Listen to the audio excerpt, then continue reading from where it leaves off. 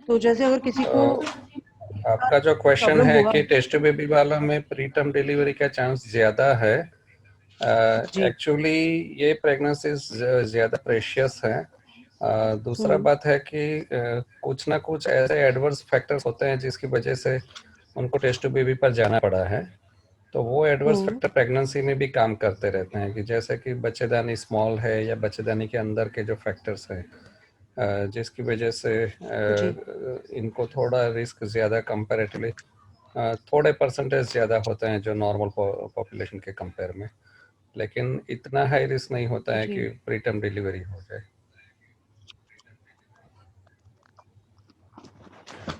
Actually sir मैंने अभी थोड़े टाइम पहले ही टेस्ट ट्यूब पे भी करवाया था। यस। एंड मेरा एक्चुअली वो केस फेल ही हुआ है। हम्म। मेरे ट्विंस हुए थे। बराबर। एंड 5th मंथ में मेरा ट्विंस में एक बेबी खराब हो गया था। तो ओके। जयेश भाई ने ही आपके यहाँ पे सोनोग्राफी की थी। हम्म। एंड उन्होंने मना ही कर दिया था। उन्होंने कह दिया था कि ये बच्चा तो अब जल्दी भी डिलीवर होगा एंड आगे नहीं टिक पाएगा। और मेरी बेटी के लिए ऐसा कहा था कि शायद ये सरवाइव कर जाएगी। बट जब 6 मंथ कंप्लीट हुए तो हम्म। मेरे को पेन स्टार्ट हो गए थे। 6 मंथ्स कंप्लीट होके 2 ही दिन हुए थे, मेरे को पेन स्टार्ट हो गए थे, ब्लीडिंग स्टार्ट हो गई थी। तो बराबर। सर ने भी मुझे ये बात कह दी थी कि बस अब इनको डिलीवर करके वहीं छोड़ हम्म। दीजिएगा, आगे कंटिन्यू मत कीजिएगा। बट बराबर। हम लोगों के लिए बहुत टाइम के बाद बच्चा मिला था। हमने फिर भी हम्म। एक बेटी को बहुत ट्राई भी किया था। 24 एक दिन हमने बहुत कोशिश भी की थी, पर वो हम्म। नहीं रह पाई बाद में। ओके। तो अब एक्चुअली उसके बाद फिर मैंने एक बार और वापस टेस्ट ट्यूब बेबी का वो प्रोसेस भी करवाया, पर मेरे को हम्म। प्रेगनेंसी नहीं टिकी सिंगल ओके। उसमें। तो बराबर। अब मैं एक्चुअली ये चाहती हूँ कि अगर कुछ भी करके अगर मुझे एक नॉर्मल प्रेगनेंसी रह जाए तो मेरे हम्म। लिए इससे अच्छा कुछ भी नहीं हो सकता है। क्योंकि जो मैंने टेस्ट ट्यूब बेबी में खोया है वो तो मुझे पता है वापस मुझे नहीं मिलेगा। पर टेस्ट ट्यूब बेबी करवाने के बाद प्रेगनेंसी भी टिकेगी नहीं टिकेगी, और टिकने के बाद भी फिर बच्चे रहेंगे नहीं रहेंगे, वो सब रिस्क हम्म। बहुत ज्यादा हाई है। अभी दो तीन तो पॉजिटिव एक्चुअली हम थिंग्स लोग को आपके मेंटली उस केस में सब मैं उसमें से ले सकता हूँ। कि वन थिंग इज, आपको प्रेगनेंसी जी। रुकी है, दैट मीन्स आपका यूट्रस और आपके जो एम्ब्रियोज हैं वो अच्छे थे, और हम्म। एटलीस्ट 5 मंथ्स तक पहुँचे हैं। दैट मीन्स ये फैक्टर्स आपके केस में रूल आउट हो जाते हैं कि हाँ, ये रिजल्ट मिला है, वो एक पॉजिटिव थिंग है। इसलिए दोबारा रिजल्ट मिलने की संभावनाएं हम्म। ज़्यादा होती हैं। आईवीएफ का जो सक्सेस रेट होता है वो ओके। अप्रोक्सीमेटली सब फेवरेबल फैक्टर्स रहते हैं तो भी 65 to 70% तक का होता है। इसलिए 30% ओके। चांस हमें एक्सेप्ट करना पड़ता है फेलियर का। जो आपका सेकेंड अटेम्प्ट में फेलियर हुआ, दैट मीन्स कि आप वो 30% में लाई डाउन हुए हैं। ओके। लेकिन इससे आपके सब दरवाजे हम्म। बंद नहीं हो जाते हैं।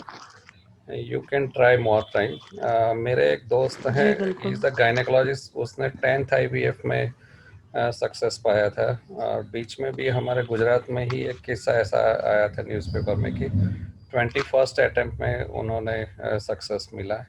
जब मैं इसराइल ट्रेनिंग में गया था तो वहाँ तो लोग 28-30 अटेम्प्ट्स भी करते थे।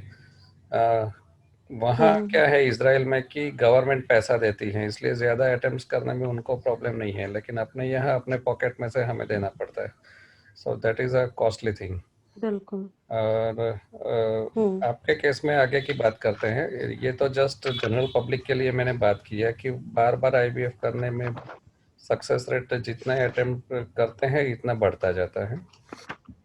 अभी जी। आपके केस में जो हुआ है कि ट्विंस आपका 5th मंथ तक पहुंचा है, तो आप दोबारा ट्राई 6 मंथ कंप्लीट हुआ हाँ था। डेफिनेटली कर सकते हैं और उसमें सक्सेस के चांसेस ज़्यादा है। मेन प्रॉब्लम जो आपका है कि ओके। 6 मंथ्स पे जो डिलीवरी हुआ वो ऐसा दोबारा नहीं होना चाहिए। इसके लिए आप बिल्कुल। दो चीज़ कर सकते हैं कि जो एम्ब्रियो ट्रांसफ़र आपका होता है, यूजुअली हम सक्सेस हम्म। रेट बढ़ाने के लिए ज़्यादा एम्ब्रियो रखते हैं, 2 या 3 या 4 कभी कभी रखते हैं।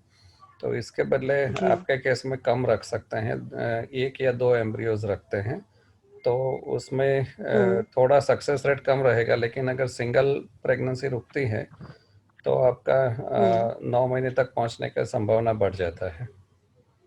इसलिए कम एम्ब्रियोज रख के हम कर सकते हैं। अगर हम 2 या 3 एम्ब्रियो भी रखते हैं तो अराउंड 11 to 13 वीक्स की प्रेगनेंसी होने पर हम बच्चे को कम कर सकते हैं। 1 या 2 जो ज़्यादा है, अगर ट्रिपलेट हैं तो 2 को रिड्यूस करके आपको सिंगल कंटिन्यू कर सकते हैं, या ट्विन्स है तो ट्विन में से भी एक निकाल सकते हैं। तो इस तरह से करने से सिंगल बेबी रहेगा तो आपको प्रीटर्म डिलीवरी का रिस्क कम हो जाएगा। ट्विन्स में प्रीटर्म डिलीवरी का रिस्क ज़्यादा रहता है। ओके। और जैसे मैंने अभी जस्ट अगस्त में ही मेरी डिलीवरी हुई थी, और या उसके बाद मैंने अभी नवंबर में एक बार वापस ट्राई किया था। मेरा क्लास एम्ब्रियो था वहाँ पे नोवा में, तो हमने अगेन वापस ट्राई किया था, बट वो उसका रिजल्ट फेल आया। या दैट इज व्हाट तो आई वांट टू कन्वे कि 30% चांस फेलियर का रहता ही है, वो एक्सेप्ट करना ही होता है। लेकिन आपका हम्म, एक पॉजिटिव है, मीन्स आपको 65% चांस तो है ही कि दोबारा आपका सक्सेसफुल हो सकता है। जी बिल्कुल। अगर आपका फ्रोजन एम्ब्रियो अभी भी है तो आप एक और चांस ले सकते हैं, क्योंकि फ्रोजन एम्ब्रियो नहीं, अब एम्ब्रियोज खत्म हो गए हैं, खत्म क्योंकि हो गए हैं। अच्छा, तो जी फिर नए सिरे 3 से ही साइकिल एम्ब्रियो। चालू करनी पड़ती है। अब मैं एक्चुअली ये जानना चाह रही थी कि जैसे आपके यहाँ पे जो है, अगर इनकेस हम लोग वहां करवाते हैं, तो वहां अप्रोक्स अप्रोक्स खर्चा कितना आ जाएगा? खर्चे में क्या है कि जो बेसिक साइकिल होता है अपना, जिसमें हम्म। हम इंजेक्शन देते हैं और वो हम पिकअप करते हैं और एक एम्ब्रियो ट्रांसफ़र भी करते हैं। बिल्कुल। तो इसमें कोरोना में हमने स्पेशल रेट रखा है कि जिसमें 1.5 लाख रुपीस हम हॉस्पिटल का पैकेज देते हैं, और इसमें ओके। 3 साइकिल इंक्लूड करते हैं। अगर 3 साइकिल जितने एम्ब्रियोज हैं तो फर्स्ट साइकिल में ओके। हम 1 लाख रुपीस लेते हैं, हम्म। और उसमें हम गोनाडोट्रोपिन जो इंजेक्शन 10 दिन देते हैं अंडा बनाने के लिए, वो इंक्लूड जी। करते हैं। एनेस्थेशिया का चार्ज उसी में आ जाता है, हम्म। एनेस्थेटिक डॉक्टर का। एनेस्थेशिया की जो मेडिसिन यूज़ करते हैं वो भी उसमें आती है। ओवम पिकअप हम करते हैं, उसका चार्ज उसमें आ जाता है। अंडे का जो इक्सी प्रोसीजर करते हैं उसका 5 दिन तक उसको लैब में वो कल्चर करते हैं, वो 5 दिन का चार्ज आता है। एम्ब्रियोलॉजिस्ट को जो चार्ज देते हैं वो हम्म। भी उसी में आ जाता है। और उसमें 1 ईयर फ्रीजिंग भी हम इंक्लूड करते हैं। तो इतना चार्जेस हम इसमें ओके। इंक्लूड करते हैं। लगभग 15,000 के आसपास मेडिसिन का कॉस्ट जब एम्ब्रियो ट्रांसफ़र के टाइम पे होता है, वो टाइम वो हम्म। एक्स्ट्रा मेडिसिन लगता है। सो टोटल आप 1,15,000 तक का खर्चा फर्स्ट साइकिल का गिन सकते हैं। अगर उसमें और फेल होते फिर हैं, कंफर्मेशन का। कंफर्मेशन हम्म। तक, यस, प्रेगनेंसी टेस्ट तक का ये खर्चा हुआ। अगर उसमें फेल होते हैं तो सेकंड साइकिल में हम 50,000 चार्ज करते हैं एम्ब्रियो ट्रांसफ़र वाली साइकिल में। उसमें भी मेडिसिन का हम्म। खर्चा 15,000 जितना अलग से होता है। और तीसरा साइकिल हम अपनी तरफ ओके। से फ्री देते हैं, हॉस्पिटल का कोई चार्ज नहीं लगता, ओनली मेडिसिन का 15,000 जितना लगता है जो एम्ब्रियो ट्रांसफ़र वाली मेडिसिन होती है। सो इस तरह से ओके, हमारा मतलब अगर हम। पैकेज बनता है। ओके। मेरे लास्ट टाइम पे जैसे 5 या 6 एम्ब्रियोज, एग्स वगैरह निकले थे। ये उसमें से 3 एम्ब्रियोज ही कंप्लीट हुए थे, क्योंकि 2 तो उन्होंने स्टार्टिंग में हाँ, वो किया था एक क्वालिटी ही। रहता है। वो ब्लास्टोसिस रेट ऐसा ही होता है कि अप टू 65-70% जितना ब्लास्टोसिस बनता है। 10 एम्ब्रियो हमें मिलते हैं तो 10 में हम्म। से 6 या 7 5 दिन तक पहुंचते हैं, बाकी 3 तो लगभग निकल जाते हैं 5 दिन से पहले ही। ये ओके। कुदरत का वेस्टेज रेशियो है। एक्चुअली हम्म। दुनिया में इतना पॉपुलेशन है, लेकिन आप दूसरे एनिमल्स या दूसरे सजीव से कंपेयर करते हैं तो ह्यूमन रिप्रोडक्शन वो सबसे कम है। फर्द्रुपता जो बोलते हैं वो ह्यूमंस की सबसे कम है। इसलिए इतने एम्ब्रियोज में से कम एम्ब्रियो ही 5 दिन तक पहुंचते हैं, और 9 महीने इसमें कम पहुंचते हैं।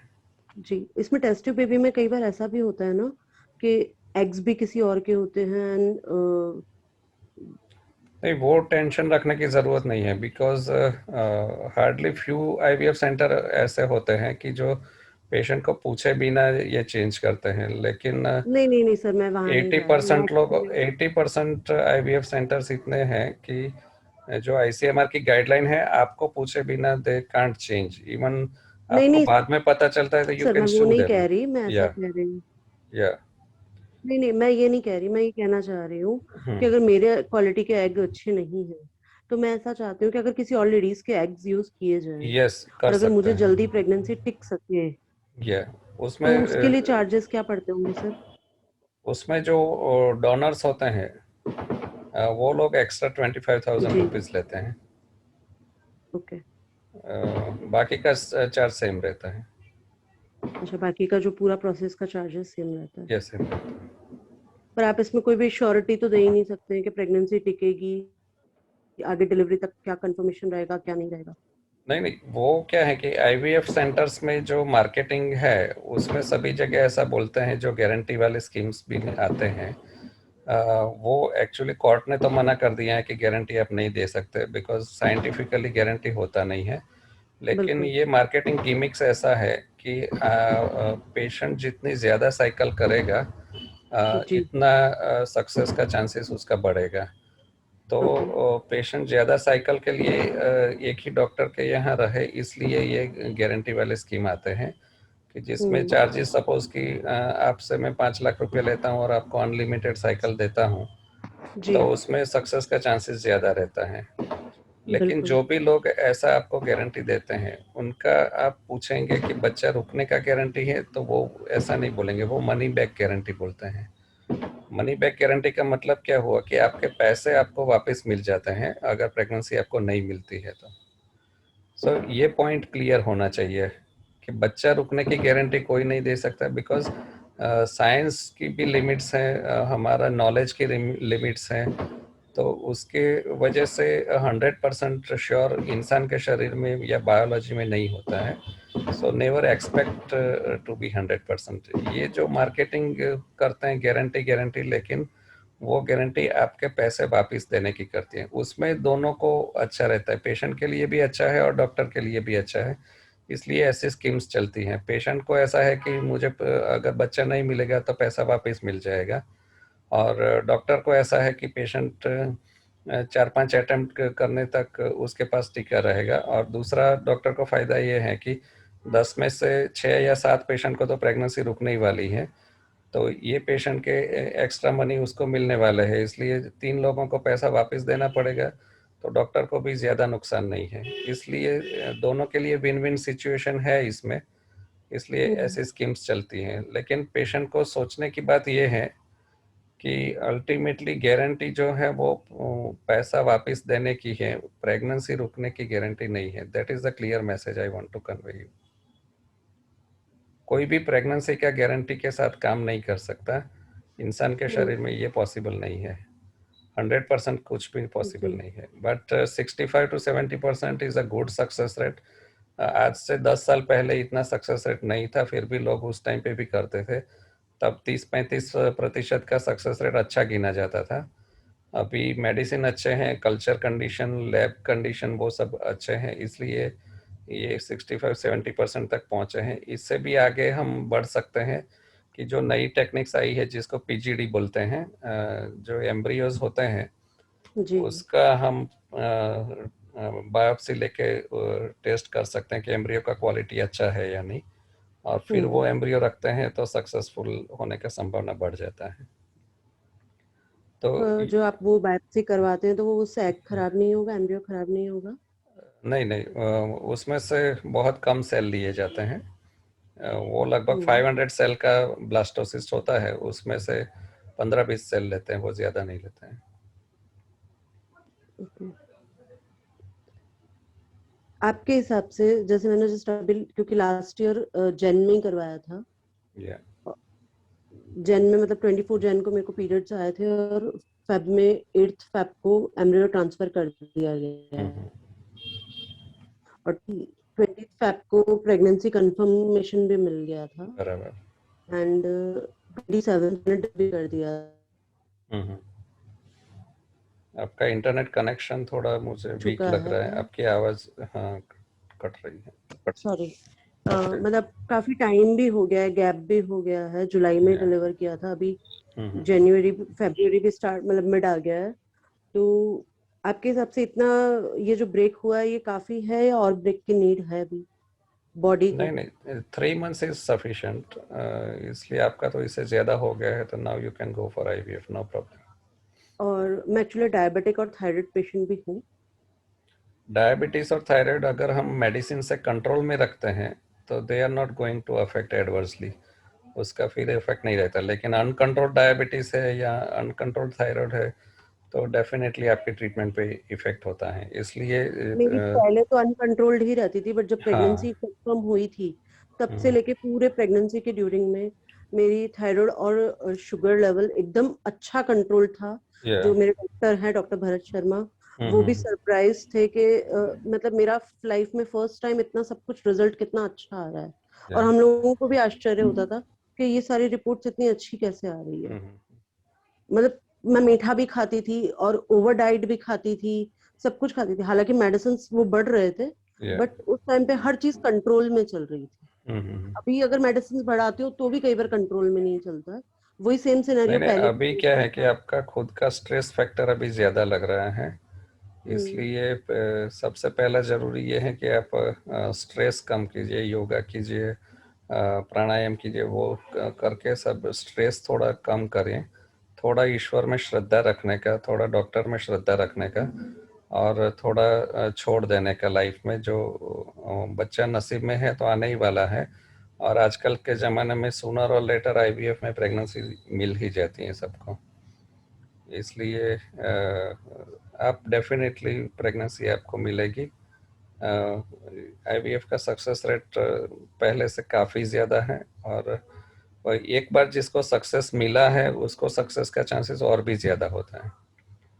इसलिए आप 5-6 मंथ्स तक पहुँचे हैं तो that is a very good sign कि आप दोबारा ट्राई करेंगे तो आपको सक्सेस का चांस बहुत ज़्यादा मिलेगा। आपके हिसाब से वापस मुझे नोवा ही जाना चाहिए या कोई और सेंटर ट्राई करना चाहिए? मैं तो कहूँगा अपने यहाँ आने का, लेकिन it is up to you, choice आपकी रहती है। जी।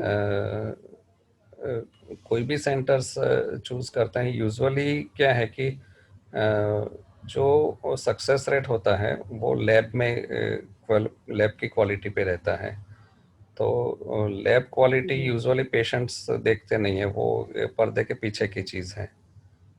पेशेंट खाली डॉक्टर का जी। वेटिंग रूम, कंसल्टिंग रूम और डॉक्टर की बात करने की स्टाइल देखते हैं, और कुछ उनको मालूम नहीं होता है कि पीछे क्या हो रहा है। तो बिल्कुल। जो जिसकी लैब अच्छी है वो सेंटर आपको चॉइस करना चाहिए। अगर वो लोग तो अलाउ उसमें करते क्या हैं पता तो आप चलेगा? अंदर जाके देख सकते हैं, कंपेयर कर सकते हैं लैब को। तो लैब में तो शायद कहीं पे भी कोई अलाउ नहीं करेगा पेशेंट्स को जाने के लिए, और हमें तो क्या पता चलेगा आप लोग लैब में क्या कर रहे हैं, कैसे कर नहीं रहे नहीं, हैं? हमें जो प्रोसीजर करना है वो तो करना ही है, लेकिन लैब की क्वालिटी जो होती है कि उसकी एयर क्वालिटी के लिए क्या प्रिकॉशन लिए जाते हैं, अंदर जो लोग कपड़े चेंज करना है और भी जो प्रोटोकॉल्स होते हैं वो सब मेंटेन होते हैं या नहीं होते हैं, कितना टर्नओवर होता है लोगों का अंदर आना जाना, स्टाफ कितना अंदर आता जाता रहता है, वो सब के ऊपर डिपेंड करता है। इसलिए ये सब देखना चाहिए पेशेंट को, या डॉक्टर को पूछना चाहिए कि आपकी लैब में क्या है। एक सिंपल एग्जांपल मैं देता हूँ कि हमारी लैब में एयर हैंडलिंग यूनिट जो एएचयू बोलते हैं वो है, जो सूरत में और कहीं नहीं है। तो उसमें क्या है कि एयर हम्म। क्वालिटी जो है एकदम माइक्रो पार्टिकल को भी फिल्टर कर लेती है, और उसकी वजह से जो आपने अभी बताया कि एम्ब्रियोस के काफ़ी एम्ब्रियो ब्लास्टोसिस तक नहीं पहुंच पाते, वो ब्लास्टोसिस रेस्ट हमारा अच्छा जी। रहता है because of this air quality. क्योंकि ये सब बहुत नाजुक होते हैं, अंडा है या स्पर्म्स है या एम्ब्रियोज हैं, उसको बहुत संभालना पड़ता है। जी। इसलिए अच्छे बिल्कुल। लैब में आप करवा सकते हैं। ठीक है, डन है। मेरे तो जो भी डाउट्स थे वो ऑलमोस्ट क्लियर ही हो चुके हैं। अब मैं एक बार ऐसा चाह रही थी कि मेरे हस्बैंड आपसे पर्सनली मिलके ही बात कर लें, श्योर, तो नो आपको प्रॉब्लम। कब कंफर्टेबल होगा? तो कब मैं उनको लेके आ सकती हूँ आपके एक्चुअली पास? हमारा मजूरा गेट पे जो कंसल्टेशन है वहाँ पे मेरा सुबह 9 बजे से 1 बजे तक डेली मंडे टू सैटरडे में मिलता हूँ। संडे हमारा क्लोज रहता है।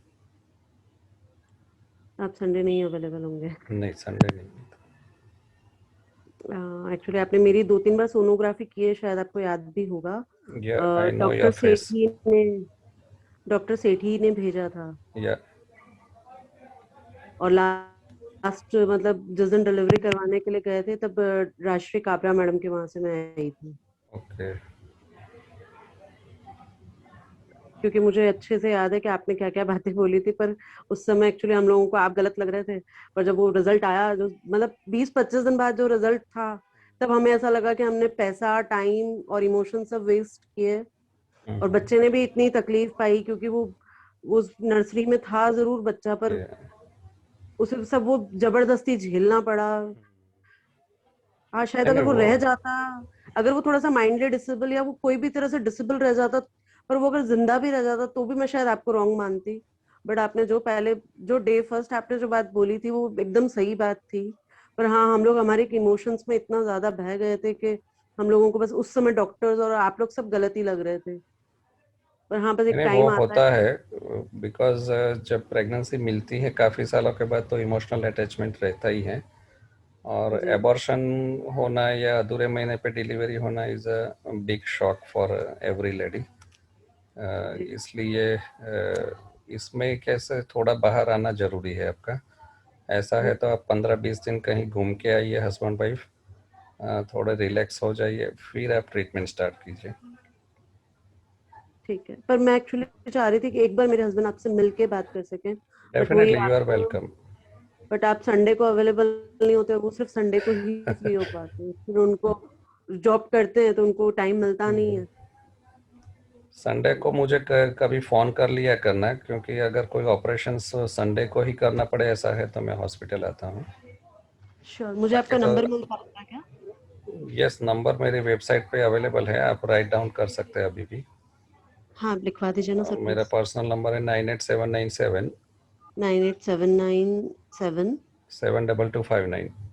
72259। 987977 72259। यस। ठीक है सर। मेरा नाम पूजा मयंक जैन है। ओके। आप वैसे बाय फेस मुझे अच्छे से पहचान ही जाएंगे, मुझे और मेरे हस्बैंड या को। I know, I can see your face. और मुझे आपने जो डॉक्टर सेठी का बात बताया, मुझे पूरा आपका केस याद आ गया। हाँ, आप पानी चढ़ाने वाले थे। या मेरे को जॉन्डिस हो गया था, फिर आपने ही मना कर दिया था कि अभी 10-15 दिन पहले जॉन्डिस क्लियर हुए। पर जब तक जॉन्डिस क्लियर ही नहीं हुआ, उसके पहले मेरे को पेन डिलीवरी वगैरह हो गई। स्टार्ट हो गए थे। जी। ओके मेरे बट को इसीलिए एक्चुअली आपके ज्यादा ट्रस्ट होने का रीजन ही यही था कि आपने जो उस समय बातें बोली थी वो सब सही हो गई। पर उस समय तो हम नहीं समझ पाए थे, पर वो टाइम ने सब समझा दिया कि जो भी मतलब सारे डॉक्टर्स ही कह रहे थे। आप मैं ऐसा नहीं कहूंगी आपने अकेले ने कहा, सबने भी वही बातें की थी, पर हम लोग उस समय बस हमारा बेस्ट करने की कोशिश कर रहे थे कि कैसे भी करके बस उस बच्चे को हम दुनिया में रख सके। तो नहीं नहीं, शायद वो अभी हमारे लिए। जो बीती बातें हैं उसे भूल जाओ और आगे बढ़ने का है लाइफ में, जी। और हो जाएगा, नो प्रॉब्लम। तो जैसे आपने मुझे ये कहा कि आप जो भी एम्ब्रियो ट्रांसफर वगैरह का है सारा ट्रीटमेंट ये तो आप कर देंगे। उसके बाद शायद 1 मंथ या 2nd मंथ या 3rd मंथ तक आप शायद अपने यहाँ बुला भी लेंगे। बट आफ्टर उसके बाद फिर मेरे को कोई ना कोई दूसरे गायनेकोलॉजिस्ट के पास जाना ही पड़ेगा। नहीं, एक्चुअली हम 9 मंथ्स तक भी ट्रीटमेंट देते हैं। मेरा दूसरा हॉस्पिटल कड़ोदरा में है जो 24/7 डिलीवरी सर्विसेज भी हम देते हैं। वहाँ पे ओके। डॉक्टर्स अवेलेबल रहते हैं 24 आवर्स। इसलिए ओनली ओके। थिंग इज़ कि वो कड़ोदरा में है, आउट ऑफ सिटी है। ये जो मजूरा गेट जी। सेंटर है वो डे केयर सेंटर है, उसमें नाइट में हम नहीं रखते हैं। But if you want to get deliver at our Majura gate centre, planned caesarean हम करते हैं तो वो भी हम मजूरा गेट पे कर सकते हैं। ठीक है सर। डन है। आपने मेरे जितने भी डाउट्स थे वो तो 100% क्लियर कर ही दिए हैं। अब मेरे पास आपका नंबर है। जितनी जल्दी होता है मैं आपको मेरे हस्बैंड से एक बार मतलब इनको मिलवा देती हूँ आपसे, तो इनके भी जितने भी डाउट्स है वो क्लियर हो जाएंगे। और फिर थोड़ा सा अरेंजमेंट करके फिर अपने आगे के प्रोसेस पे बढ़ते हैं sir. Sure sure, you are welcome, take care. Thank you so much sir. Okay, bye bye. Bye bye.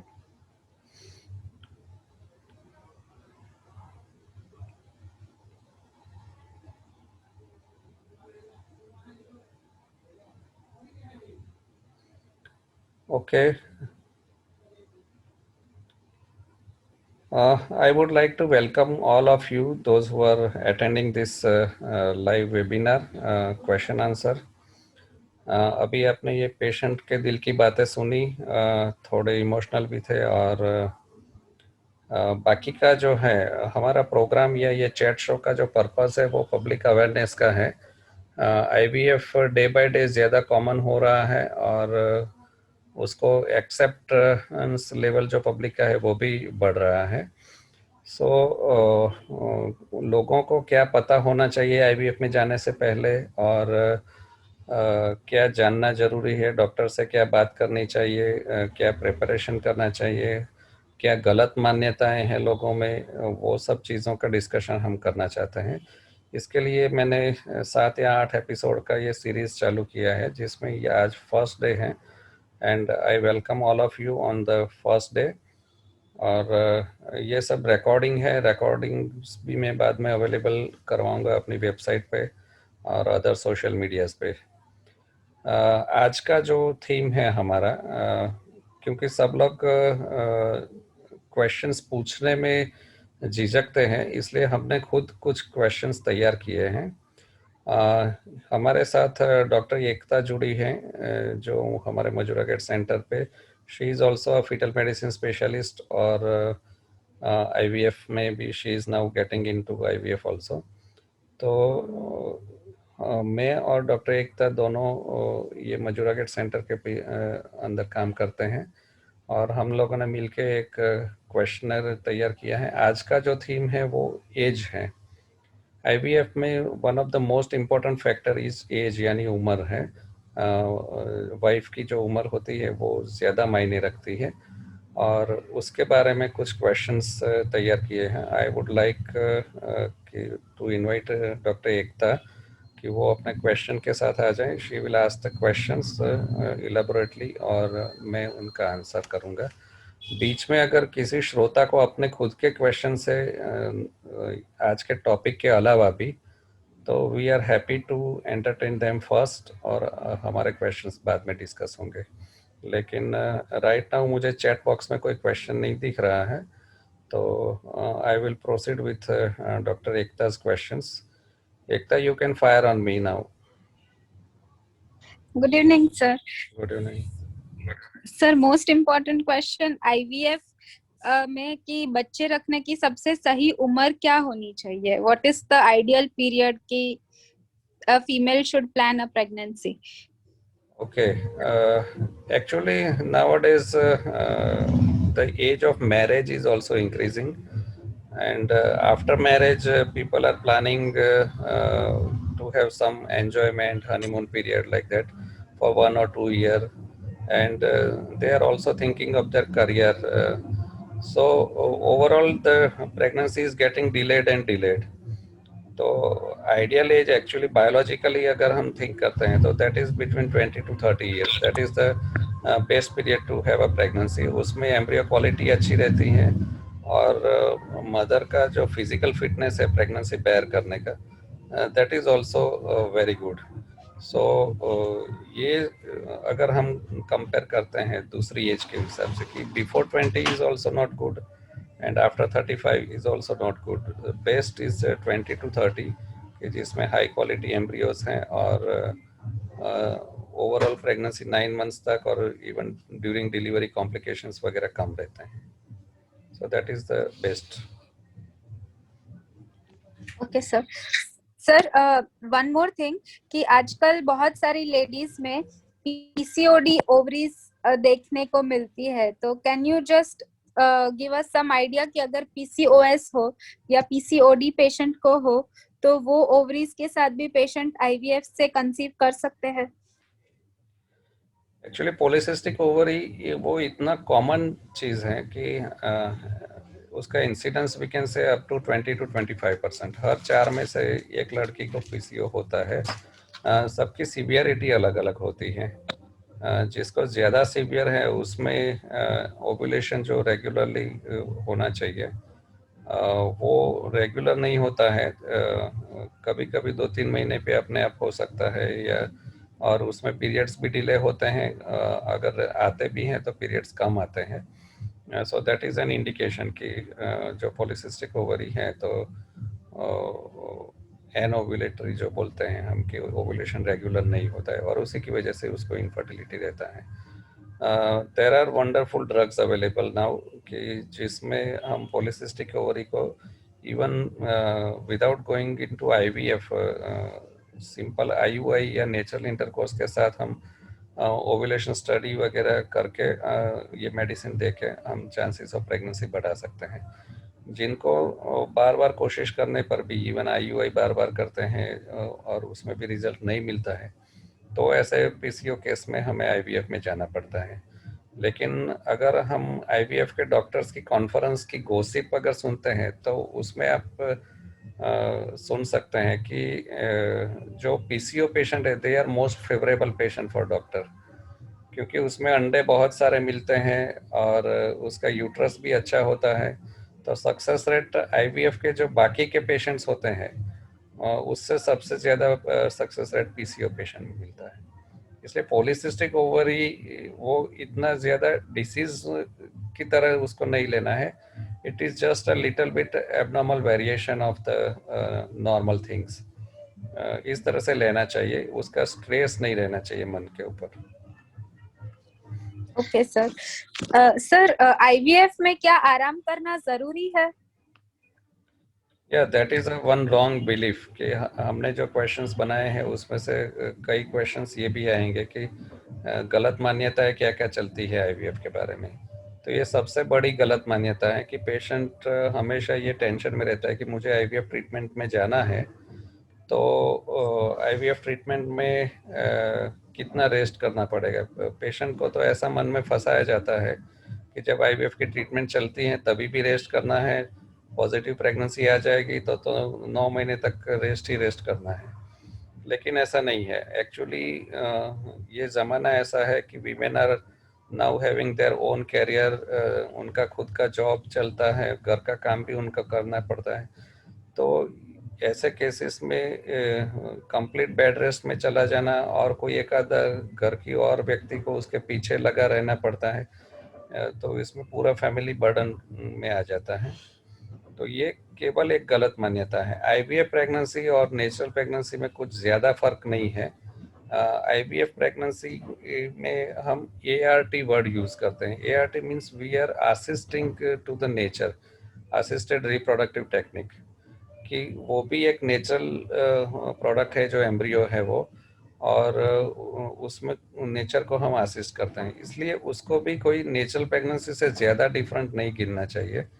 Only thing कि हाँ, हम ज़्यादा पैसा खर्च करके ये प्रेगनेंसी ला रहे हैं, तो ऐसे केस में उसका प्रेशियसनेस थोड़ा ज़्यादा रहता है और इमोशनल अटैचमेंट पेशेंट का ज़्यादा रहता है। लेकिन आपका जब भी आईवीएफ ट्रीटमेंट चलता है कि जब इंजेक्शन लगते हैं, सोनोग्राफी के लिए जाते हैं, ओवम पिकअप करते हैं या एम्ब्रियो ट्रांसफ़र की प्रोसेस करते हैं, ये कोई भी प्रोसेस में कहीं भी रेस्ट करने की ज़रूरत नहीं है। थोड़ा मैं एप्रीहेंसिव रहता हूँ पॉजिटिव टेस्ट आने से लेके बच्चे का धड़कन आने तक का, ये 15 दिन का जो टाइम है, ये टाइम में थोड़ा एबॉर्शन का मुझे डर लगता है, इसलिए मैं अपने पेशेंट को ये 15 दिन में खाली ज़्यादा वजन नहीं उठाने का एडवाइस देता हूँ। बाकी कभी भी मैं कंप्लीट बेड रेस्ट की एडवाइस नहीं देता हूँ, and it is not required. कोई भी टेक्स्ट बुक में कहीं नहीं लिखा है कि आपको आईवीएफ करते हैं तो रेस्ट करना पड़ेगा, और वर्ल्ड लेवल का कोई एविडेंस बेस्ड मेडिसिन हम करते हैं तो उसमें भी कहीं भी ये रेस्ट की बात नहीं है। हाँ, प्रेगनेंसी हो और उसमें अगर आपको एबॉर्शन का या प्रीटर्म डिलीवरी का रिस्क हो, आपके डॉक्टर ने बताया है, तो ऐसे केस में रेस्ट की ज़रूरत आती है। बाकी सभी आईवीएफ पेशेंट को रेस्ट करना पड़े ऐसा ज़रूरी नहीं है, वो एक बिल्कुल ही गलत मान्यता है। Okay sir. सर आईवीएफ की ट्रीटमेंट किन लोगों को लेनी चाहिए? आईवीएफ जब शुरू हुआ था इन 1978 फर्स्ट टेस्ट बेबी हुआ था, उस टाइम पे केवल एक ही इंडिकेशन देखा जाता था कि फेलोपियन ट्यूब अगर ब्लॉक हो गई है दोनों ट्यूब्स, तो उस ऐसे केस में आईवीएफ करते थे, क्योंकि उस टाइम पे जो एग्स अच्छा होना और यूट्रस अच्छा होना जरूरी था आईवीएफ के केस में। लेकिन आजकल आईवीएफ ये तो एक जनरल टर्म हो गई है, आईवीएफ की बहुत सारी टेक्निक हो गई है। आईवीएफ से आगे इक्सी हो गया, इमसी हो गया, पिक्सी हो गया, ओवम डोनेशन हम करते हैं, एम्ब्रियो डोनेशन करते हैं, सरोगसी होता है। तो बहुत सारे वेराइटीज हो गई हैं। ये सभी को एक जनरल टर्म आईवीएफ बोलते हैं, लेकिन अगर हम साइंटिफिकली आईवीएफ देखें तो ओवम के आसपास थोड़े स्पर्म रखने के बाद जब एक फर्टिलाइज होता है तो वो प्रोसेस को हम आईवीएफ बोलते हैं। लेकिन ये सभी प्रोसेसेस जो मैंने अभी गिनाए हैं वो सबको लोग जनरली आईवीएफ ही बोलते हैं। तो किनको आईवीएफ की ज़रूरत है? अब आईवीएफ के इंडिकेशंस भी बहुत सारे बढ़ते जा रहे हैं कि जिनको कोई एक ऐसा रीज़न है कि जिसकी वजह से उसको जो बेसिक ट्रीटमेंट्स हैं कि हम लेप्रोस्कोपी करते हैं या आईयूआई करते हैं या ओव्यूलेशन इंडक्शन करके इंटरकोर्स की एडवाइस देते हैं, तो ये सब बेसिक ट्रीटमेंट है कि जिसमें खर्चा कम है और उसका ट्राई हम पहले देते हैं। अगर ये सब करने के बाद भी बच्चा नहीं रुकता है तो ऐसे केस में लास्ट में हम आईवीएफ में जाते हैं। आईवीएफ का सक्सेस रेट ये सब ट्रीटमेंट से ज़्यादा है, केवल कॉस्ट की वजह से हम इसको लास्ट ऑप्शन के हिसाब से चूज़ करते हैं। इसलिए इनफर्टिलिटी की वजह कोई भी हो, आईवीएफ सब में काम करता है। अगर आपके अंडे कम हो गए हैं तो ऐसे केस में एक डोनेशन करके हम आईवीएफ कर सकते हैं। अगर आपकी ट्यूब्स ब्लॉक हो गई हैं तो आपके खुद के अंडे से हम आईवीएफ कर सकते हैं। अगर आपका यूट्रस में प्रॉब्लम है तो आप सरोगेसी पे जा सकते हैं। और अभी जो नया साइंस डेवलप हो रहा है उसमें यूट्राइन ट्रांसप्लांटेशन भी एक अपकमिंग टेक्नोलॉजी हो रही है कि जिसमें जिनको टोटल एब्सेंट यूट्रस है तो ऐसे केस में वो यूट्रस को ट्रांसप्लांट करके नया यूट्रस करके भी खुद प्रेग्नेंट बन सकते हैं, सरोगेसी की ज़रूरत नहीं पड़ती है। तो अलग अलग रीज़न में आईवीएफ की अलग अलग टेक्निक से हम काम करते हैं। इसलिए मैं तो इतना कहूँगा कि रीज़न कोई भी हो, सभी को अगर बेसिक ट्रीटमेंट से रिजल्ट नहीं मिलता है तो एज अ लास्ट रिसोर्ट हम आईवीएफ पे जाते हैं। सभी रीजन्स में आईवीएफ के पास उसके आंसर्स हैं और सक्सेस रेट भी डे बाय डे इम्प्रूव हो रहा है। Okay sir. सर आईवीएफ में हम कौन कौन सी पद्धतियों का इस्तेमाल करते हैं? आईवीएफ में मैंने अभी जैसे बताया कि बेसिक जो पद्धति है वो आईवीएफ खुद है कि इन विट्रो फर्टिलाइजेशन। टेक्निकली ये टर्म का मतलब होता है कि अंडे को हम शरीर से बाहर निकलते हैं वाइफ के शरीर से, और जो स्पर्म है उसको अंडे के आसपास रख दिया जाता है। तो स्पर्म खुद लगभग एक अंडे के आसपास 50,000 जितने स्पर्म हम रखते हैं, और ये 50,000 स्पर्म में से एक स्पर्म जो लकी स्पर्म है वो अंडे के अंदर एंटर हो जाता है।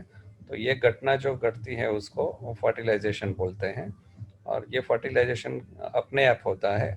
जस्ट लेबोरेटरी में उनको जिंदा रखने के लिए जो जरूरी कल्चर मीडिया वगैरह हम प्रोवाइड करते हैं, एटमॉस्फेयर प्रोवाइड करते हैं, टेम्परेचर, ऑक्सीजन, कार्बन डाइऑक्साइड ये सब मेंटेन करते हैं, और बाकी का काम नेचर करता है।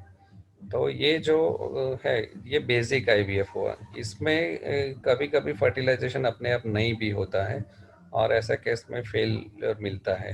तो इसका जो इलाज आगे का निकला वो नया टेक्निक है, उसको हम इक्सी बोलते हैं। इक्सी का मतलब है इंट्रासाइटोप्लाज्मिक स्पर्म इंजेक्शन। मतलब जो सिंगल सेल है, अंडा है, उसके अंदर हम माइक्रोस्कोप में ही उसको देख सकते हैं, अपनी आंख से तो देख नहीं सकते हैं, लेकिन माइक्रोस्कोप में उसको देखते देखते हम ऑपरेशन करते हैं, उसका अंदर सुई डाल के और स्पर्म को इंजेक्ट करते हैं। तो ये जो प्रोसीजर है उसको इक्सी यानी इंटरसाइटोप्लाज्मिक स्पर्म इंजेक्शन बोलते हैं। आजकल के ज़माने में ज़्यादातर मोर देन 95% जो आईवीएफ प्रोसीजर्स हैं वो इक्सी ही होती हैं। बेसिक आईवीएफ काफ़ी लोगों ने छोड़ दिया है। नेक्स्ट जो प्रोसीजर है वो है इमसी। सूरत में हमारे सेंटर में ही इमसी है और कोई लैब में इमसी अवेलेबल नहीं है। इमसी क्या होता है कि जो स्पर्म हम अंडे के अंदर इक्सी में रखते हैं वो स्पर्म का जो मैग्निफिकेशन देखते हैं वो 400 टाइम्स बड़ा स्पर्म देख के हम इक्सी करते हैं, लेकिन इमसी में ये मैग्निफिकेशन ज़्यादा बढ़ाया जाता है, वो 7000 टाइम्स बड़ा स्पर्म होता है। इसलिए स्पर्म की अंदर की डिटेल्स हम देख सकते हैं और अच्छा वाला स्पर्म चॉइस कर सकते हैं। क्योंकि स्पर्म क्वालिटी अगर अच्छी नहीं है तो ऐसे केस में इवन प्रेगनेंसी रुकती है तो भी अबॉर्शन का रिस्क बढ़ जाता है या प्रेगनेंसी रुकने में ही दिक्कत आती है। इसलिए अच्छा स्पर्म चॉइस करने के लिए ये इमसी प्रोसेस होता है। दूसरा एक प्रोसेस आता है, इसको पिक्सी बोलते हैं। तो इसमें फिजियोलॉजिकली सिलेक्टेड स्पर्म इंजेक्शन होता है कि उसमें हाइल्यूरोनिडेज नाम का एक केमिकल है जो स्पर्म से थोड़ा दूर हम रखते हैं और स्पर्म ट्रैवल करके हाइल्यूरोनिडेज की तरफ अट्रैक्ट होता है, तो वो नॉर्मल स्पर्म है ऐसा हम मानते हैं। तो स्पर्म खुद अपनी योग्यता पुरवार करता है कि वो सही है, तो ऐसे स्पर्म को हम सिलेक्ट करते हैं। जो स्पर्म ये हाइल्यूरोनिडेज सॉल्यूशन की तरफ नहीं पहुंच पाता है वो स्पर्म जो है उसको हम सही नहीं मानते हैं और ऐसे स्पर्म को सिलेक्ट नहीं करते हैं। तो ये प्रोसेस हुआ, उसको पिक्सी बोलते हैं। तो ये अलग अलग तरह की आईवीएफ की पद्धतियाँ हुई। पुरुष में अगर खराबियां हैं कि उसमें वीर्य के अंदर शुक्राणु नहीं आते हैं तो उसके स्पर्म कलेक्शन की भी अलग अलग पद्धति है कि जैसे उसके टेस्टिस में से हम स्पर्म निकालते हैं तो उसको टेसा बोलते हैं, एपिडिडिमिस में से निकालते हैं, माइक्रोस्कोप में देख के निकालते हैं तो उसको मेसा बोलते हैं। तो ऐसी अलग अलग पद्धति आईवीएफ में यूज़ करते हैं कि जिसमें वीर्य के अंदर 0 शुक्राणु होने के बावजूद हम पुरुष के वृषण जो होते हैं उसमें से हम डायरेक्ट स्पर्म निकालते हैं और वो स्पर्म यूज़ कर सकते हैं। इसलिए उसको डोनर की ज़रूरत नहीं रहती है और अपने खुद के स्पर्म से वो फादर बन सकता है। तो ये भी आईवीएफ की अलग अलग पद्धतियाँ हुई। दूसरी जो नई डेवलप हो रही पद्धतियाँ ये है कि जिसको हम पीजीडी बोलते हैं कि जो 5 दिन के एम्ब्रियो बनते हैं और वो हम जब बच्चेदानी में रखते हैं तो जैसा मैंने अभी बताया कि 65-70% तक का सक्सेस रेट मिलता है, बाकी के 30% केस में नहीं मिलता है। तो ये सक्सेस रेट बढ़ाने के लिए ये पीजीडी टेक्निक भी है कि जिसमें हम एम्ब्रियोज का बायोप्सी लेके कौन सा एम्ब्रियो अच्छा है कौन सा अच्छा नहीं है वो सिलेक्ट कर लेते हैं। तो जो अच्छे एम्ब्रियो हैं वो अगर हम बच्चेदानी में ट्रांसफ़र करते हैं तो उसमें सक्सेस रेट और भी बढ़ा सकते हैं। तो ये नया डेवलपमेंट है कि जो पीजीडी के नाम से जाना जाता है। तो इस तरह से आईवीएफ, इक्सी, इमसी, पिक्सी, टेसा, मेसा, पेसा और पीजीडी ये सब अलग अलग शॉर्ट फॉर्म्स हैं और इंटरनेट पे इसका फुल डिस्क्रिप्शन भी सबको मिल सकता है। मतलब बहुत सारी टेक्नोलॉजीज अवेलेबल है आईवीएफ में। नेक्स्ट सर, अब थोड़े मिथ्स है which I want to clear for the general public. क्या आईवीएफ में हमेशा ट्विंस ही रुकते हैं? या दैट इज अनदर मिथ कि लोग ऐसा मानते हैं कि हमें ट्विंस ही मिल जाएगा और उनका एक्सपेक्टेशन भी ऐसा होता है कि ट्विंस मिल जाए तो अच्छा है। आइडियली ऐसा होना चाहिए कि सिंगल अपना ह्यूमन एम्ब्रियो है, ह्यूमन यूट्रस है। आई थिंक डिस्टर्बेंस कहाँ से आ रहा है? ओके, आईवीएफ में क्या है कि हम सक्सेस रेट बढ़ाने के लिए 2 या 3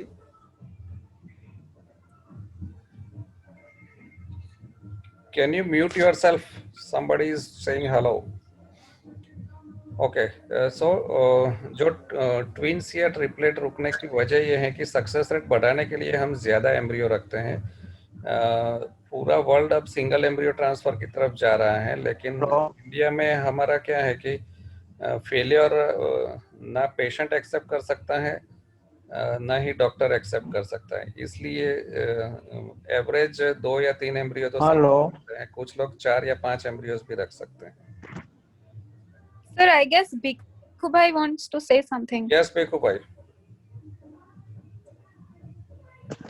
बेखू भाई हाँ पूछो। सर नमस्कार नमस्कार, बोलो। હવે મને આ તમારો નંબર આપેલો છે તમારો યસ, એટલે મારે બી મેરેજ ને 10 વર્ષ થઈ ગયા છે પ્રેગ્નન્સી માટે બરાબર. તો આપણે 5 થી 6 વખત આઈઓઆઈ કરેલો છે હમ. આપણે મોના શ્રોફમાં બી કરેલું છે પછી વિલેશ ગાંધી અડાજણ બરાબર. એ બે ડોક્ટર ની ટ્રીટમેન્ટ કરેલી છે આપણે અને 5 થી 6 વાર આઈઓઆઈ કરેલા છે હમ. એના તમારી માટે ઉંમર આપણે અને બેનની ઉંમર કેટલી છે? મળ્યું નથી બેનની ઉંમર છે 32 વર્ષ હા હા, અને મારી ઉંમર છે 40 વર્ષ ઓકે. અત્યાર સુધીમાં રિપોર્ટમાં કોઈ એબનોર્માલિટી? નહીં રિપોર્ટ તો બધા નોર્મલ જ આવે છે નોર્મલ આવે મેં છે. બધા રિપોર્ટ કરાવેલા છે હા ગર્ભાશય બી નોર્મલ રિપોર્ટ આવે છે ગર્ભાશયનો બી એકવાર રિપોર્ટ મોકલેલો આપણે અહીંથી બનાવવા માટે બરાબર. ઓકે. મોના કરાવેલો હમ. ઓકે. જે વ્યક્તિઓને આવી રીતે ગામમાં શું થાય ડોક્ટર પપ્પા ભીખુભાઈ, તમારો અવાજ કપાય છે, તમારું નેટવર્કમાં પ્રોબ્લેમ લાગે છે. હા હેલો. નેટવર્કમાં થોડો પ્રોબ્લેમ છે યસ યસ, હાલો હા બોલો. નેટવર્કમાં થોડો પ્રોબ્લેમ છે મને અંતરોલીથી સાદુરભાઈ તમારો નંબર આપેલો ઓકે. હા એમને કીધેલું મને હમ કે હમ. તમે આ લિંક પર આજે સોમવારે 9 થી 10 લાઈવ જોઈ શકશો એટલે તમને બધી માહિતી મળશે એવું કીધું બરાબર છે, ઓકે. હા, પૂછો તમારા ક્વેશ્ચન્સ. એટલે દર્શનમાં તો મેં તમને કીધું એવી રીતના મેં ટ્રીટમેન્ટ કરાવેલી છે બરાબર છે. હા, એટલે હવે આગળ શું કરવું? હા બરાબર આગળ ને? હવે શું કરવું હા હા, એટલે તમારો જે કેસ છે કે જેમાં બધા જ રિપોર્ટ નોર્મલ આવતા હોય એને અમારી ભાષામાં અનએક્સપ્લેન્ડ ઇન્ફર્ટિલિટી કહીએ, કે જે બેઝિક ટેસ્ટ આપણે કરાવતા હોઈએ એમાં અમારી લિમિટેશન એવી બરાબર આવે કે અમે કારણ શોધી શકતા નથી, એટલે એને અમે અનએક્સપ્લેન્ડ ઇન્ફર્ટિલિટી કહીએ બરાબર છીએ. હવે એવા કેસમાં કુદરતને મદદ કરવી એ સાયન્સની ટેકનિક છે અને મદદ આપણે બે પદ્ધતિથી કરીએ છીએ. એક પદ્ધતિ છે આઈયુઆઈ અને બીજી પદ્ધતિ છે આઈવીએફ એટલે ટેસ્ટ ટ્યુબ બેબી. હવે આઈયુઆઈ તમે 6 વખત કર્યું છે ઓકે એટલે એ હા ઘણા બધા પ્રયત્નો થઈ ગયા કહેવાય, અને આઈવીએફ એ બીજો ઓપ્શન છે. બરાબર હવે આઈયુઆઈમાં મને થોડુંક ડિટેલ એ જાણવું છે કે આઈયુઆઈમાં આપણે બે રીતે કરતા હોઈએ છીએ. એક ટેબ્લેટ્સ આપીએ, સોનોગ્રાફી કરીએ અને છેલ્લા દિવસે એક ઇન્જેક્શન ઈંડું ફૂટવા માટે આપી અને 36 થી 48 કલાકની વચ્ચે આપણે વીર્યની પ્રોસેસ કરીને આઈયુઆઈ કરતા હોઈએ છીએ. હવે હા હા આમાં બીજું જે વધારાનું મોડિફિકેશન જે હું મારા પેશન્ટમાં કરું છું એ ટેબ્લેટ્સના બદલે અમે હા ઇન્જેક્શન પર લઈ જઈએ કે 8 થી 10 ઇન્જેક્શન્સ અમે આપીએ અને એના લીધે હા ઈંડાની સંખ્યા જે છે કુદરતી રીતે ટેબ્લેટ્સથી અથવા નેચરલી આપણે જોઈએ તો 1 કે 2 જ ઈંડા બનતા હોય, એના બદલે આપણે 4-5 ઈંડા બને એવો પ્રયત્ન કરતા હોઈએ અને એમાં આઈયુઆઈનો સક્સેસ રેટ થોડોક વધી શકે. જે ટેબ્લેટ્સથી આપણે આઈયુઆઈ કરીએ તો એનો સક્સેસ રેટ 15 થી 17% આજુબાજુ હોય છે, જ્યારે ઇન્જેક્શન્સ સાથે આઈયુઆઈ કરીએ તો એમાં સક્સેસ રેટ હા લગભગ 25% ની નજીક પહોંચતો હોય છે. એટલે જો તમારું એક પણ વાર આવા 8-10 ઇન્જેક્શન સાથેનું આઈયુઆઈ બરાબર ના થયું હોય તો હજુ પણ એક પ્રયત્ન આપણે ઇન્જેક્શન સાથે આઈયુઆઈ કરી શકાય, અને નસીબ સારું હોય ને એમાં જો પ્રેગ્નન્સી તમને મળી જાય તો આઈવીએફ ઇન્જેક્શનમાં નો ખર્ચ. કરેલો સાહેબ અચ્છા, કેટલા દિવસ આપેલા ઇન્જેક્શન? ઇન્જેક્શન કરેલો ઇન્જેક્શન મને માસના બીજા દિવસથી બોલાવતા એ લોકો, બરાબર તો 3 દિવસ ઇન્જેક્શન આપતા બરાબર. અને અને ચોથા દિવસે પાછું અંડાશય ફોડવાનું ઇન્જેક્શન બરાબર. આપતા એવું હતું. હા, સોનોગ્રાફીમાં ઈંડા કેટલા બતાવતા હતા? હવે એનો સર ખબર નથી કાંઈ, એવું તો કાંઈ કીધેલું અચ્છા, નથી ડોક્ટર. કઈ વાંધો નહીં. એ હું તમારા રિપોર્ટ એકવાર જોઉં તો જો એમાં લખેલું હોય, સોનોગ્રાફીનો જે રિપોર્ટ હોય એમાં કે કેટલા ઈંડા તૈયાર થાય. જો 2-3 ઈંડા બી તૈયાર હા. થતા હોય અને છતાં જો આઈયુઆઈમાં રિઝલ્ટ ના મળતું હોય તો પછી તમારા માટે આ ટેસ્ટ બેબી એ વધારે સારો રસ્તો છે.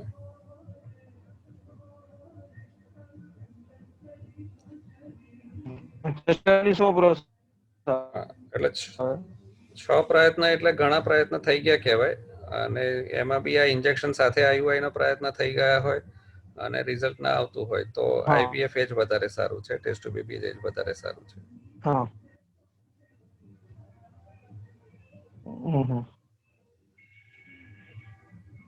આઈવીએફ માટે શું કરવાનું? એટલે આઈવીએફ માં શું છે કે આખી પ્રોસેસ હું તમને સમજાવું કે એમાં 10 દિવસ સુધી અમે ઇન્જેક્શન આપીએ છીએ. આઈયુઆઈ માં આપણે ઇન્જેક્શન વાપરીએ છીએ એના કરતા આમાં ડોઝ વધારે હોય.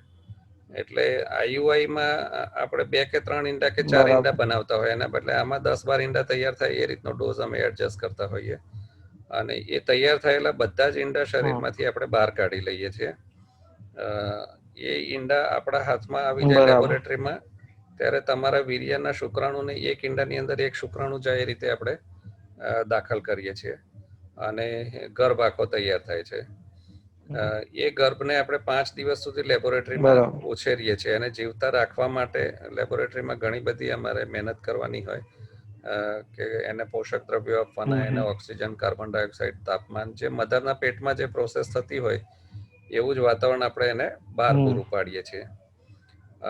એ 5 બરાબર. દિવસના અંતે જે ગર્ભ તૈયાર થાય છે એ ગર્ભને અમે લોકો ફ્રીઝ કરી લઈએ છીએ. અમારે ત્યાં મોટા ભાગના કેસમાં ગર્ભને ફ્રીઝ કરી લઈએ અને પછી બીજા મહિને ગર્ભાશયમાં ટ્રાન્સફર કરતા હોઈએ છીએ. એટલે બીજા મહિને જ્યારે એમનું માસિક આવે ત્યારે ગર્ભાશય આ ગર્ભને સ્વીકારે એની અમુક દવાઓ તૈયાર કરતા હોઈએ. એ લગભગ 10 થી 15 દિવસ સુધી આ દવાઓ આપ્યા પછી આપણે ગર્ભને ગર્ભાશયમાં ગોઠવતા હોઈએ. એટલે આ આખી જે પ્રક્રિયા થઈ એને એક સાયકલ કહેવાય. 2 મહિનાનો જે આખો ટ્રીટમેન્ટનો પ્લાન થયો તે. એટલે આ આખી જે સાયકલ છે એ સાયકલ એક આઈવીએફ સાયકલ થઈ એના 15 દિવસ પછી તમને રિઝલ્ટ ખબર પડે કે આપણું પોઝિટિવ આવ્યું કે ફેલ ગયું. એટલે આ રીતે આઈવીએફ કરવામાં આવે છે. બરાબર. તો આઈવીએફ ની સાયકલિંગ નો ખર્ચો કેટલો થાય છે? આઈવીએફ સાયકલમાં આપણે જતા હોય ને તો આ પહેલું મેં સમજાવ્યું એક આઈવીએફ સાયકલ થઈ. ધારો કે એમાં આપણે ફેલ ગયા તો બીજી વાર સાયકલ કરવાની હોય તો એમાં બીજી વાર આપણે જે 10 દિવસના ઇન્જેક્શન છે એ સૌથી ખર્ચાળ વસ્તુ છે. એ બીજી વાર જરૂર નથી પડતી કારણ કે આપણે 10 થી 12 ઈંડાના એમ્બ્રિયો બનાયા હોય એટલે એ આપણી જોડે ફ્રોઝન પડેલા હોય. એ બીજી વાર પણ આપણે યુઝ કરી શકીએ. એટલે બીજી વાર ખર્ચો ઓછો થાય. એટલે હું હંમેશા મારા પેશન્ટને સલાહ એવી આપું છું કે આઈવીએફ ની એક જ સાયકલના ખર્ચા સામે નહીં જોવાનું, પણ 3 સાયકલ જેટલા ઈંડા હોય અને 3 સાયકલનો ટોટલ ખર્ચો કેટલો થાય. કારણ કે 3 સાયકલનું આપણે કમ્બાઇન્ડ સક્સેસ રેટ ગણીએ તો એ લગભગ 85 થી 90% સુધી પહોંચી જતો હોય છે. કારણ કે એક સાયકલનો સક્સેસ રેટ 65 થી 70% હોય, પણ 3 પ્રયત્નો કરો તો લગભગ 85 થી 90% લોકોને રિઝલ્ટ મળી જ જતું હોય છે. હવે એમાં અમારે ત્યાં કોરોનાના લીધે અમે જે સ્કીમ રાખેલી છે, જે હમણાં પેલા બેનને બી મેં સમજાવી છે કે એમાં 1.5 લાખ રૂપિયામાં અમે 3 સાયકલ આપીએ છીએ. એનું ડિવિઝન એવું છે કે પહેલી સાયકલમાં અમે લાખ રૂપિયામાં કરીએ છીએ, બીજી સાયકલમાં 50,000 રૂપિયા લઈએ છીએ અને ત્રીજી સાયકલ અમે ફ્રી આપીએ છીએ પેશન્ટને. આ જે ખર્ચો છે એ પેકેજનો ખર્ચો થયો કે જેમાં આપણે 10 દિવસના જે ઇન્જેક્શન વાપરીએ છીએ એ ખર્ચો બી આવી જાય છે, બેભાન કરવાવાળા ડોક્ટરનો ખર્ચો આવી જાય છે, બેભાન કરવાની દવાનો ખર્ચ આવી જાય છે, ગર્ભને 5 દિવસ ઉછેરવાનો હોય એ ખર્ચ આવી જાય છે. એ ઉછેરવા વાળા ડોક્ટર હોય એને એમ્બ્રિયોલોજિસ્ટ કહેવાય. એ ડોક્ટરને ચૂકવવાનો ચાર્જ બી એમાં આવી જાય છે અને જે ગર્ભ છે એને ફ્રીઝ કરવાનો ખર્ચ બી એમાં આવી જાય. પ્લસ એને ફ્રીઝમાંથી પાછા બહાર કાઢીને જીવતા કરવાના અને એને ગર્ભાશયમાં મૂકવાના, એ આખો ચાર્જ એમાં ઇન્ક્લુડ થાય છે. એ પહેલી સાયકલમાં ₹1,00,000. જે વસ્તુ નથી ઇન્ક્લુડ થતી એ જે ગર્ભ આપણે ટ્રાન્સફર કરવા માટે જે બેનને દવાઓ લખી આપતા હોઈએ છીએ મેડિકલ સ્ટોરમાંથી, એ લગભગ ₹15,000ની દવાઓ થતી હોય છે. એ ખર્ચો આ પેકેજમાં નથી આવતો. ધારો કે આપણે 1,15,000 ખર્ચી કાઢ્યા અને છતાં રિઝલ્ટ ના મળ્યું, તો બીજો પ્રયત્ન કરવો હોય તો બીજા પ્રયત્નમાં હોસ્પિટલનો ખર્ચો ₹50,000 થાય છે અને દવાઓનો ₹15,000 ખર્ચો જે મેં કહ્યો તે અલગથી થાય. એટલે સેકન્ડ સાયકલ તમને આમ 65,000માં પડી કહેવાય. અને ત્રીજી સાયકલની જરૂર પડે તો હોસ્પિટલમાંથી અમે કોઈ ચાર્જ નથી લેતા અને જે તમને ખર્ચો પડે એ ₹15,000નો દવાનો જ ખર્ચો લાગે ત્રીજા સાયકલ. એટલે આ રીતની તૈયારી રાખીને જ આપણે ના, ઈંડા કાઢવા માટે પેશન્ટને આપણે બેભાન કરવાનું હોય. એ યોનિના રસ્તામાંથી આપણે ઈંડા કાઢવાની પ્રોસેસ કરતા હોઈએ છીએ. જે ઈંડા જોવા માટે તમારું આઈયુઆઈ વખતે સોનોગ્રાફી કરે છે, એ જ રીતની સોનોગ્રાફીમાં સોનોગ્રાફીનું જે સાધન છે એની ઉપર એક સોય લગાડવામાં આવે અને સોયની મદદથી ઈંડાને શરીરની બહાર ખેંચી કાઢવામાં આવે છે. એટલે એ પ્રોસિજર થોડીક પેઇનફુલ હોય છે, એટલે એમને બેભાન કરે છે. બાકી કોઈ કાપકૂપ નથી આવતી અને પેશન્ટને હોસ્પિટલાઇઝ 2 કલાક જેવું રોકાવું પડે, પછી ઘરે જઈ શકાય. દિવસભર રોકાવાની જરૂર નથી હોતી. બરાબર. અને પેલા ઇન્જેક્શન આવે બોડીને કઈ નુકસાન તો નહીં કરે ને સર? ઇન્જેક્શનનો ડોઝ અમે એડજસ્ટ કરતા હોઈએ અને જે રિસેન્ટ ઇન્જેક્શન છે એમાં હાઈલી પ્યોરિફાઈડ ઇન્જેક્શન્સ આવે છે, એટલે એનાથી બોડીને નુકસાન શક્યતાઓ ઘણી ઓછી થઈ જાય છે. તેમ છતાં દરેક વ્યક્તિનું શરીર અલગ અલગ રિસ્પોન્સ આપતું હોય દવાઓને કે ઇન્જેક્શનોને, કે કોઈ પણ ડોક્ટરને ત્યાં 100 પેશન્ટ દવા લેતા હોય તો એમાંથી એકાદ પેશન્ટને ક્યારેક રિએક્શન આવી શકે. એવી જ વસ્તુ આ ઇન્જેક્શનોની છે કે અમે સેમ ઇન્જેક્શન દરેક પેશન્ટને આપતા હોય પણ દરેકનો રિસ્પોન્સ અમને જુદો જુદો મળતો હોય. એ રીતે હોય. એટલે મોટે ભાગે સાઈડ ઇફેક્ટ્સ બહુ ઓછી થતી હોય છે. ઇન્જેક્શન સાઇટ પર પેઇન થાય એ જ એક એને સહન કરવાનું છે કે જે 10 દિવસ સુધી દરરોજ ઇન્જેક્શન લેવા પડે છે.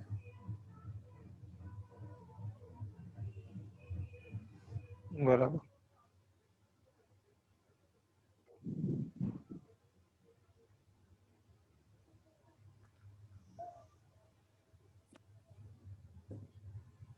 ઓકે, બીજો કઈ ક્વેશ્ચન છે તમારો?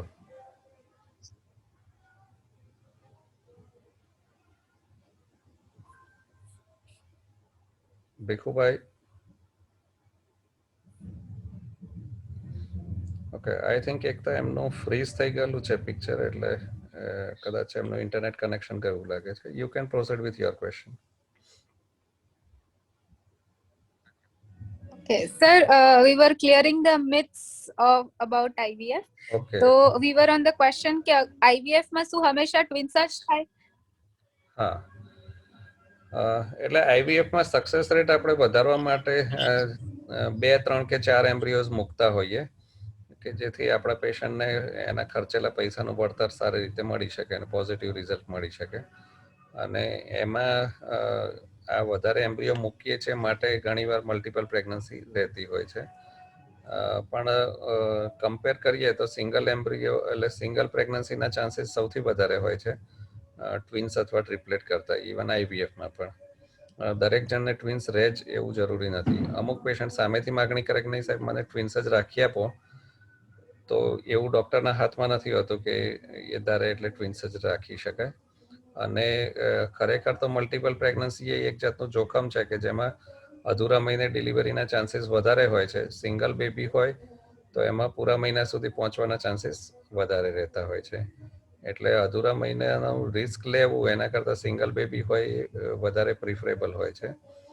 ટ્રિપલેટ હોય ત્યારે તો અમે સામેથી રિડ્યુસ કરવાની ઓફર આપીએ છીએ પેશન્ટને કે જેમાં 3માંથી 1નો વિકાસ આપણે અટકાવી દઈએ છીએ અને બાકીના 2 બાળકનો વિકાસ થવા દઈએ કે જેથી અધૂરા મહિનાનું જોખમ ઓછું થઈ જાય. પણ એક માન્યતા મનમાંથી તોડવી તો જોઈએ જ કે બધા જ આઈવીએફમાં ટ્વિન્સ જ આવે એવું નથી હોતું.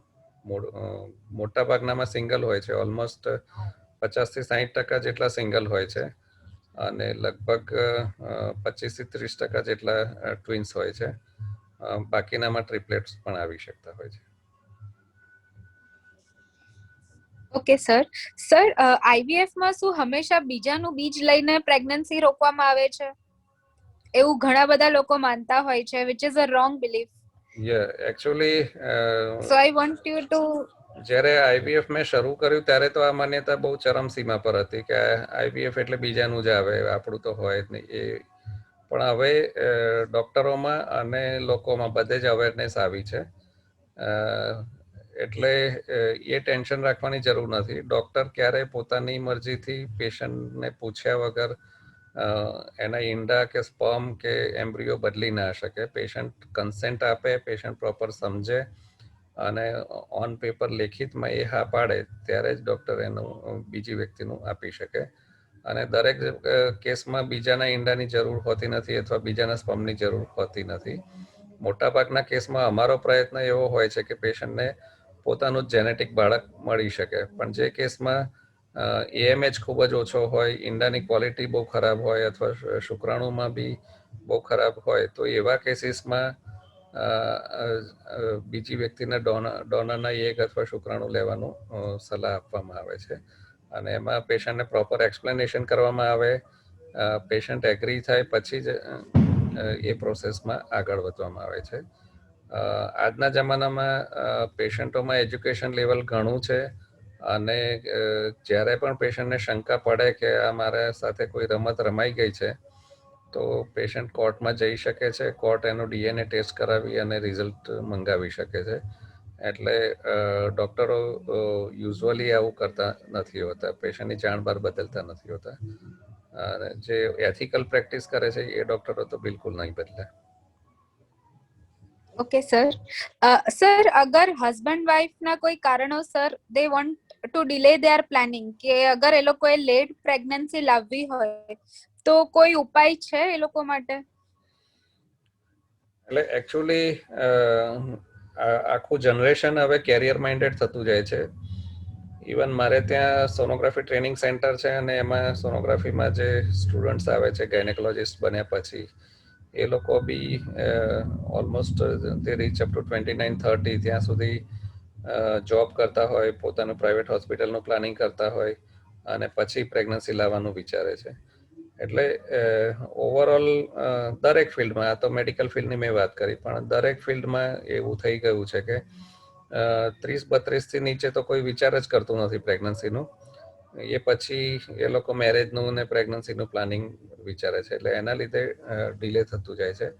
ડિલે થવામાં જોખમ મોટું એ છે કે ફિમેલમાં ઈંડાની સંખ્યા જેમ ઉંમર વધે એમ ઘટતી જાય છે અને આફ્ટર 35 એ ઘટવાની સ્પીડ ઘણી વધારે થઈ જાય છે. એટલે 35 પછી ઘણી બધી સ્ત્રીઓમાં ઈંડાની સંખ્યા એટલી બધી ઓછી થઈ ગઈ હોય કે બીજી વ્યક્તિના ઈંડા લેવાની જરૂર પડી શકે. એટલે પ્રેગ્નન્સી બને એટલી વહેલી લાવી દેવી જોઈએ, પણ સામે કેરિયરનું બી ટેન્શન હોય છે અને એક લાલચ બી હોય છે. એટલે એનું કોમ્પ્રોમાઇઝ કેવી રીતે કરવું એ આ જમાનાની એક બહુ મોટી માંગ છે. જે ગૂગલ કે યાહૂ જેવી જે કંપનીઓ છે કે જેના વર્કર્સ હોય છે, તો એ લોકોને કંપનીઓ સામેથી ખર્ચો આપે છે કે તમે લોકો તમારા પોતાના ઈંડા અત્યારે ફ્રીઝ કરાવી લો. યંગર એજમાં 28-30 વીકની એજમાં એ લોકો પોતાના ઈંડા ફ્રીઝ કરાવી લે છે આઈવીએફ સેન્ટરમાં જઈને, અને પછી એ લોકો કેરિયર બનાવે. પછી 35-40 કે જ્યારે પણ એમને બાળક લાવવું હોય ત્યારે જે ફ્રીઝ કરેલા ઈંડા છે એ ઈંડા યુઝ કરી અને પ્રેગ્નન્સીનું પ્લાન કરે છે. એટલે ઈંડાની ઉંમર જ્યારે ફ્રીઝ કર્યા હોય તેટલી જ રહે છે. એટલે 28 વર્ષની ઉંમરે જો તમે ઈંડા ફ્રીઝ કર્યા હોય તો ઈંડા 28 વર્ષની એજ જેટલા જ રહેવાના છે, ભલે તમે 40 વર્ષે પહોંચી ગયા અને 40 વર્ષે એ ઈંડાનો ઉપયોગ કરવા માંગતા હોય. એટલે એવા ઈંડામાં સક્સેસ રેટ સારો મળે છે. પણ આ હજુ એક પાપા પગલી છે. એમાં તમે જે 10-12-15 ઈંડા ફ્રીઝ કર્યા હોય અને એમાં સક્સેસ ના થવાય તો તમારે પછી એવો સમય એવો આવે કે 40 વર્ષે તમે પ્રયત્ન કરતા હોય ત્યારે તમારા પોતાના ઈંડા બી બોડીની અંદર ના હોય અને એવા સમયે બીજાના ઈંડાની બી જરૂર પડી શકે. એટલે એક આ ભયસ્થાન પણ ધ્યાનમાં રાખવું જોઈએ. બીજા જે ઉપાયો છે કે જેમાં 35 પછી ખરેખર જ ઓછું થઈ ગયું છે અને તમને ખબર જ નથી ને પછી જ્યારે ડૉક્ટર કહે છે કે તમારા ઈંડા ઓછા થઈ ગયા છે, તો એ એક રિઝર્વ વધારવા માટેના બી પ્રયત્નો ચાલી રહ્યા છે. જેમ માણસને જુવાન થવાની ઈચ્છા હોય એમ આપણે ઓવરી જે છે કે જ્યાં ઈંડાનું પ્રોડક્શન થતું હોય છે એ ઓવરીને બી રિજ્યુવેનેટ કરવાના પ્રયત્નો ચાલે છે. એના માટે મેડિસિન્સ બી આવે છે જે લાંબો સમય 6 મહિનાથી માંડી 9 મહિના સુધીના કોર્સિસ આવે અને એમાં અમુક લોકોને રિઝલ્ટ મળે છે, બધાને રિઝલ્ટ મળે એવું નથી હોતું, પણ એ એક પ્રયત્ન તરીકે લઈ શકાય દવાઓ. દવા સિવાય બીજું અત્યારે સ્ટેમ સેલ પર ઘણું રિસર્ચ ચાલી રહ્યું છે અને ઓવરીની અંદર સ્ટેમ સેલ ઇન્જેક્ટ કરવામાં આવે છે અને આ ઇન્જેક્શનો આપી અને લગભગ ફરીથી બી 9 મહિનાથી એકાદ વર્ષ સુધી રાહ જોવામાં આવે કે જેથી સ્ટેમ સેલ એની ઇફેક્ટના કારણે ઓવરીમાં નવા ઈંડાની શરૂઆત કરાવે પ્રોડક્શનની અને આ રીતે બી આગળ વધી શકાય. પણ એ બધી નોબત આવે એ કરતાં વધારે સારું વસ્તુ એ છે કે 30-32 સુધીમાં મેક્સિમમ પ્રેગ્નન્સી લાવી દેવી જોઈએ, વધારે ડીલે નહીં કરવું જોઈએ. Okay sir. ને સર અગર પતિ પત્નીની સેક્સ લાઈફ તંદુરસ્ત હોય તો પણ શું પુરુષોમાં ખામી હોઈ શકે છે?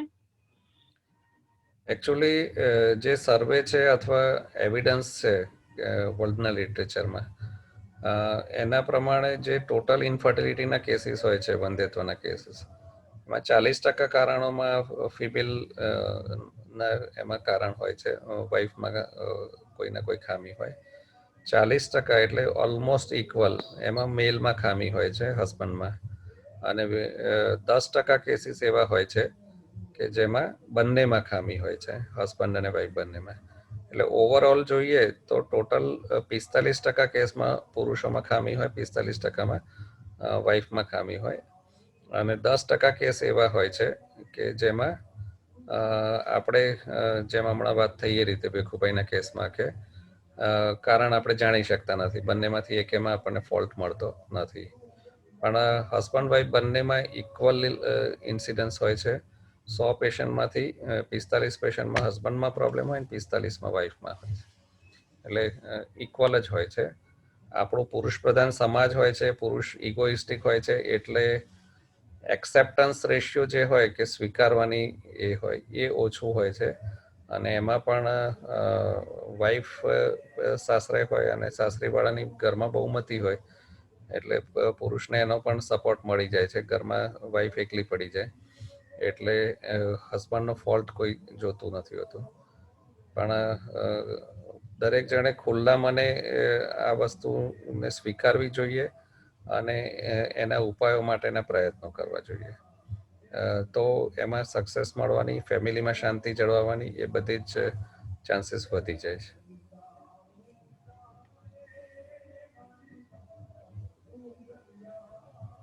Right sir. Sir one last question, અગર પ્રેગ્નન્સી રાખવી હોય તો સૌથી વધુ કેટલી ઉંમર સુધી પ્રેગ્નન્સી રાખી શકાય? સાયન્સ એટલી પ્રગતિ કરી ચૂક્યું છે આઈવીએફમાં કે ઇવન મેનોપોઝ લેડીને કે પોસ્ટ મેનોપોઝલ લેડીને બી એ પ્રેગ્નન્સી તો આપી શકાય છે.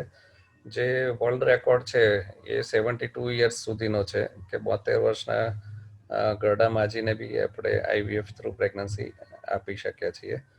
પણ મુખ્ય વસ્તુ આમાં માનવતા પણ જોવાની હોય છે.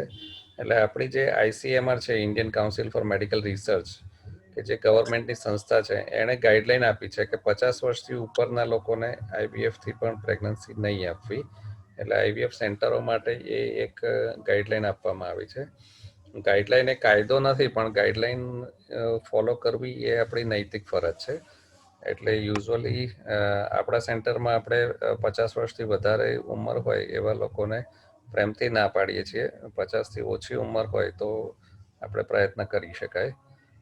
એનું રીઝન છે આઈસીએમઆર આ ગાઈડલાઈન જે નક્કી કરી એમાં બે વસ્તુ છે કે એક મધરની ફિટનેસની વાત છે કે 50થી વધારે ઉંમર હોય ત્યારે ડાયાબિટીસ હોય, બ્લડ પ્રેશર હોય, આવા રોગો શરીરમાં ઘર કરતા હોય છે. હાડકાની મજબૂતી હોય કે સ્નાયુઓની મજબૂતી હોય એ પણ ઓછી થતી હોય છે. જે બ્લડ સપ્લાય લોહીની નસો હોય છે એની પોતાની ઇલાસ્ટિસિટી પણ ઓછી થઈ હોય છે.